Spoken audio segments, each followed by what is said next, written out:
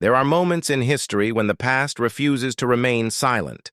Civilizations disappear, cities turn to dust, and nations fade into memory. Yet sometimes, the ancient world speaks again, not through myths or religious traditions, not through copied manuscripts or oral legends, but through stone. Cold, heavy, unchanging stone. One such voice emerged in the 19th century, carved nearly 3,000 years ago by a king who never intended to defend the Bible, never sought to honor the God of Israel, and never imagined that his words would one day strengthen faith across the world. For centuries, the Moabites were known almost exclusively from the biblical record. They appeared as neighbors and enemies of Israel, frequently at war, occasionally allied, always present in the background of Israel's history. But outside of Scripture, evidence for their existence was scarce. Like many ancient peoples, some scholars questioned whether they truly existed as described or whether they were exaggerated figures preserved only in religious texts. That doubt remained until a single stone was uncovered in 1868. This discovery would change biblical archaeology forever. In the ancient land of Dibon, located in modern-day Jordan, a large black basalt monument was found lying broken but inscribed with ancient writing. This artifact would come to be known as the Mesha Stele, also called the Moabite stone. Dating to the 9th century BC, it is one of the most important inscriptions ever discovered in the ancient Near East. Its importance does not lie in who preserved it, but in who wrote it. The Mesha Stele was not written by Israelites. It was not composed by priests, prophets, or scribes loyal to Jerusalem. It was not an attempt to defend Scripture or support Israel's theology. Instead, it was written by King Mesha of Moab, a pagan ruler, an enemy of Israel, and a worshipper of Chemosh, the god of the Moabites. Mesha carved this inscription to glorify himself, honor his God, and celebrate his victories over Israel. And yet, in doing so, he preserved one of the strongest external confirmations of the biblical record ever discovered. King Mesha did not believe in Yahweh. He did not follow Israel's prophets. He did not worship the God of Abraham, Isaac, and Jacob. But his testimony, etched into basalt nearly 3 millennia ago, confirms names, events, places, and even the sacred name of Yahweh himself. His stone stands today as silent but powerful evidence that the Bible's history did not emerge in isolation. The Mesha Stele contains over 30 lines of text written in the Moabite language, closely related to ancient Hebrew. It describes wars between Moab and Israel, the oppression of Moab under Israelite kings, the rebellion of Moab, the capture of cities, the slaughter of populations, and the destruction of temples. These are not symbolic stories or theological metaphors. They are historical claims made by a victorious king boasting of his achievements. Most striking of all, the inscription explicitly mentions Omri, king of Israel, his son who ruled after him, the land of Moab, and Yahweh, the God of Israel. What the Bible records as history, this pagan king confirms in stone. To understand the full weight of this discovery, we must step back into the world of the Bible during the period of the divided monarchy. After the reign of Solomon, Israel split into 2 kingdoms, Israel in the north and Judah in the south. Moab lay just east of the Dead Sea, occupying a rugged plateau region that made it both defensible and strategically important. These nations were not merely neighbors, they were rivals, locked in cycles of domination, rebellion, and retaliation. Moab worshipped Chemosh, a national deity believed to grant victory in battle and favor to the faithful. Israel worshipped Yahweh, the covenant God who revealed himself to Moses and established Israel as his people. In the ancient world, military success was seen as proof of divine approval. When a nation won, its God was praised.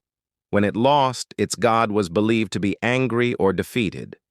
This worldview is reflected clearly in both the Bible and the Mesha Stele, 2 sources describing the same historical events from opposing sides. The Bible presents Israel's struggles as part of a covenant relationship with Yahweh. Mesha presents Moab's victories as proof of King Mesha's power. Yet despite their theological opposition, the historical framework aligns with remarkable precision. The story of the stone's discovery is itself dramatic. In 1868, a German missionary named Friedrich Klein encountered the basalt monument while traveling through the region. Scholars quickly realized the inscription's immense value. News spread rapidly, and soon Ottoman authorities, local Bedouin tribes, and European collectors were all competing for control of the stone. Fearing they would lose possession, local tribes made a tragic decision. They heated the stone and poured cold water over it, causing it to shatter into dozens of fragments. What could have been lost forever was saved only because scholars had already taken a paper impression of the inscription. Over time, the fragments were recovered and painstakingly reconstructed. What emerged was the longest inscription ever discovered in the Moabite language. Today, the Mesha Stele is housed in the Louvre Museum and is considered one of archaeology's greatest treasures. The inscription begins with unmistakable royal pride. "I am Mesha, son of King Mesha, king of Moab, the Dibonite." This is not poetry. It is not humility. It is propaganda. Mesha intended this stone to be displayed publicly as a monument to his greatness. He proceeds to describe how Israel, under King Omri, oppressed Moab for many years. According to Mesha, Moab suffered because Chemosh was angry with his land. But eventually, Chemosh restored favor and empowered Mesha to rebel. This account aligns precisely with the biblical narrative. 1 Kings 16 describes Omri as a powerful ruler who established a strong dynasty and dominated neighboring nations. 2 Kings 3 records that Moab was forced to pay heavy tribute to Israel, 100,000 lambs and the wool of 100,000 rams. The Mesha Stele confirms this oppression and tribute from the Moabite perspective. This is not coincidence, it is historical convergence. Mesha goes on to describe his military campaigns against Israelite cities. He boasts of slaughtering entire populations, dedicating captured cities to Chemosh, and destroying Israelite sanctuaries. The language is brutal, direct, and unfiltered, matching the harsh realities of ancient warfare described in the Old Testament. The Bible never sanitizes history, neither does Mesha. Then comes one of the most explosive lines ever discovered in biblical archaeology. "I took the vessels of Yahweh, and I dragged them before Chemosh." Here, carved into stone by an enemy king, is the divine name Yahweh, not as a myth, not as a philosophical idea, but as a known, worshipped God with sacred vessels and temples.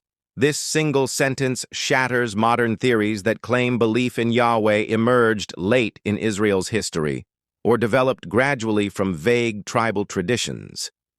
Yahweh was known by name, worshipped in sanctuaries, and feared by neighboring nations centuries before later religious movements arose. Mesha did not worship Yahweh, but he acknowledged him. The prophets of Israel proclaimed, "The Lord, He is God." Mesha never agreed with that statement, but his stone confirms that Yahweh was real enough to be recognized, opposed, and plundered by Israel's enemies. In another damaged portion of the inscription, many scholars reconstruct a reference to the House of David.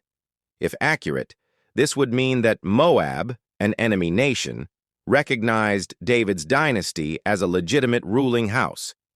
This aligns with another artifact, the Tel Dan Stele, which also mentions the House of David. Multiple enemies, multiple inscriptions, one dynasty. This evidence dismantles the claim that King David was a legendary figure invented centuries later. He was known, remembered, and recorded by rival kingdoms. The Mesha Stele predates Islam by more than 1,300 years, long before later theological debates, long before accusations that the Bible was rewritten or fabricated. This stone already testified to Israel's existence, Israel's kings, and Israel's God. Mesha did not intend to defend Scripture. He intended to glorify Chemosh and humiliate Israel. Yet his pride became evidence.